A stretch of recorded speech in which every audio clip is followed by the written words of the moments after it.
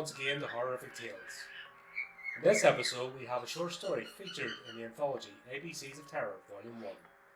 The author is not just a contributor to this anthology, but also one of the publishers and part owners of the company. It gives me great pleasure to present to you a story of how not to treat our fellow eight-legged creatures. Please enjoy Arachnid by Dawn Shea.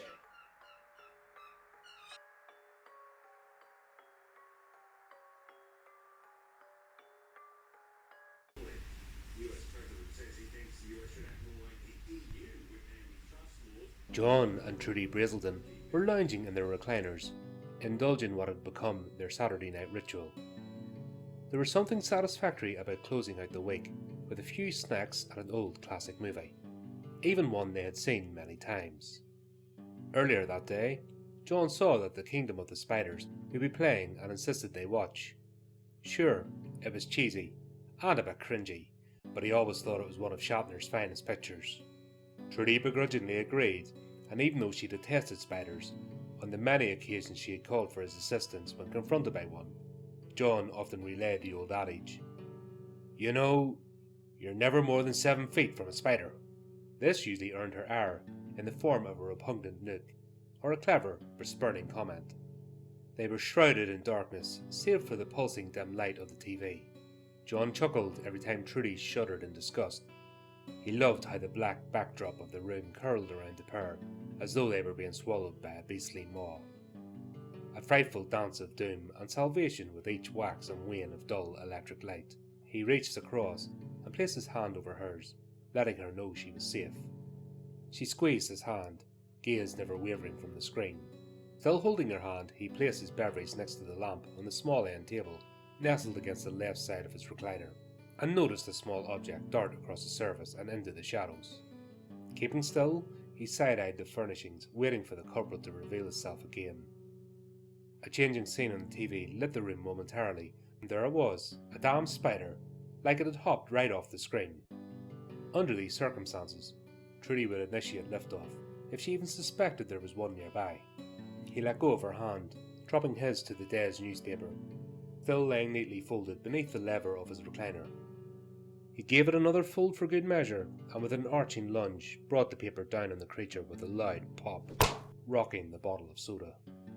Trudy clenched her chest. "My word, Johnny, are you trying to give me a heart attack?" John lifted the paper slowly, and pulled the short lamp chain to illuminate his work. The spider lay still, legs curling under the body, save for one that was twisted and bent oddly. Using the paper, he brushed it over the edge into this attached magazine holder turned grocery bag lined wastebasket.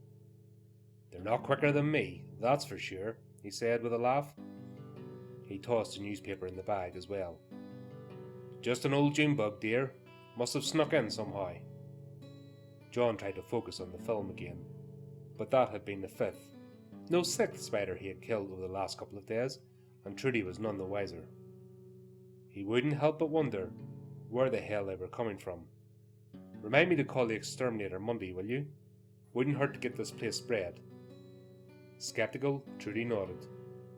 The next morning, John was up early as usual. 15 months of retirement, and he was still up before the crack of dawn. Breakfast down and back in his chair, he finished his coffee and folded the Sunday edition of the Daily Herald. Dropping it in the customary spot, he decided to go pedal with his tools in the shed. There was plenty to do in the garden, but the hoe and spade needed a good sharpening first.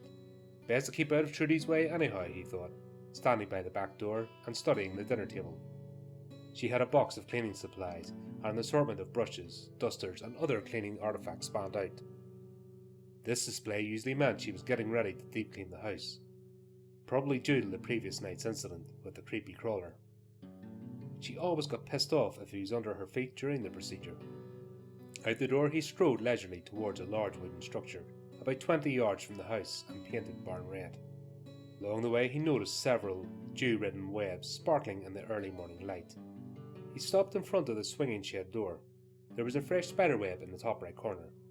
It wasn't fancy or huge, but the evidence sure seemed to indicate that the spiders were originating from the area. He brushed it away with his hand and swung the door open, then grabbed a flashlight from his workbench and thoroughly checked all the corners and dark crevices. Satisfied there were no nests to tend to, he grabbed the shovel and hoe and fired up the small grinder fastened to the end of his workstation. After a long day of fighting the entrapping torrent of nature, John had filled a gallon-sized wicker basket with tomatoes, okra and squash. Dusk was falling. He was ready to shower and eat, maybe hit the easy chair and catch a ball game. Kicking the dirt off his shoes, he untied and pulled them off before entering the house. Trudy was in the kitchen cooking dinner, the table cleared of cleaning aids. "Better not be tracking mud in here, John Brazelton," she called without turning around. John set the basket on the counter next to her and kissed the back of her head. "Supper will be done about the time you get cleaned up," she said, hip bumping him towards the bedroom. It was completely dark out. John closed the curtains and plopped down in his chair and propped his feet up. It was the 8th inning and the Braves had a 4-run lead. Laying back, John felt a velvet tickle on his earlobe. He mindlessly shooted wherever it was, but the sensation moved down his neck, giving him a shiver. Quickly he reached up, pinning something prickly against his skin. Pinching it, he leaned up over the light of the lamp. Goddamn spiders. As he stared at it, he noticed one of its legs was broken and warped. He grabbed the Kleenex with his free hand and palmed the spider into it. He squished it between his thumb and forefinger, then dropped it in the garbage. Trudy might have a full-blown heart attack if this continued. He wrote himself a reminder to call the exterminator in the morning. The game had ended. They had found some old black and white show on. Trudy got up and went to the bathroom. "Need anything while I'm up?" she asked. John nodded that he didn't and watched her patter down the hallway. As he looked back at the TV, a spider dangled its way down the middle of the screen. Hopping up, he examined it a moment while his wife was still out of the room. This one seemed to have the same broken leg as the one he plucked from his neck, but its third leg on the opposite side was missing completely. He looked around for something to smash it with, but came up empty-handed. Hurriedly, he shuffled to the kitchen, where the fly swatter was hanging. By the time he got back, he was gone.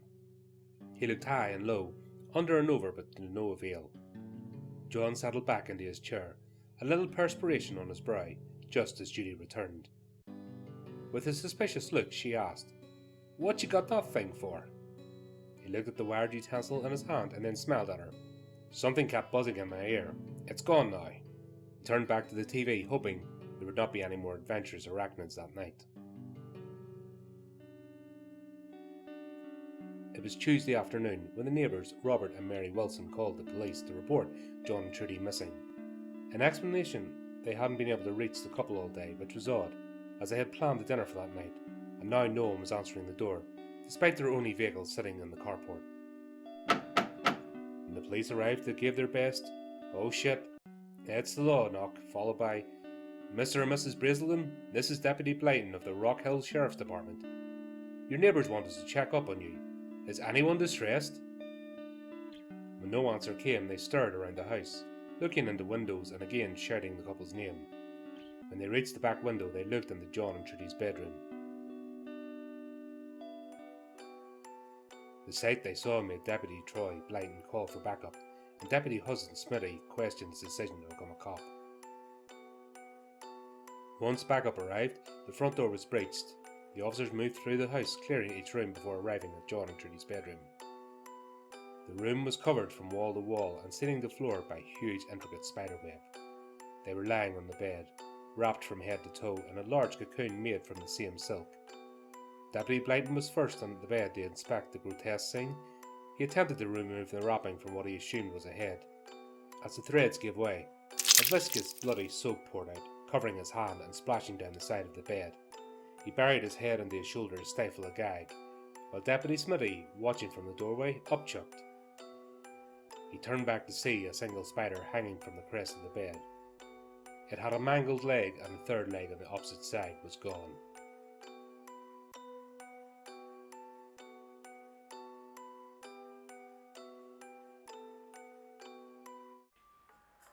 Well, we hope that you enjoyed our latest horrific tale. If you want to keep up to date with future episodes, then subscribe to our YouTube channel and like or follow our social media pages. You can also give the channel support by visiting our merchandise store and picking up some of our items. Please also take a moment to support our contributing artists who very kindly lend their talents to the show. Check out the links in the description on how you can do this. Well, that just leaves me to say, Until next time, my friends, keep it creepy, keep it horrific.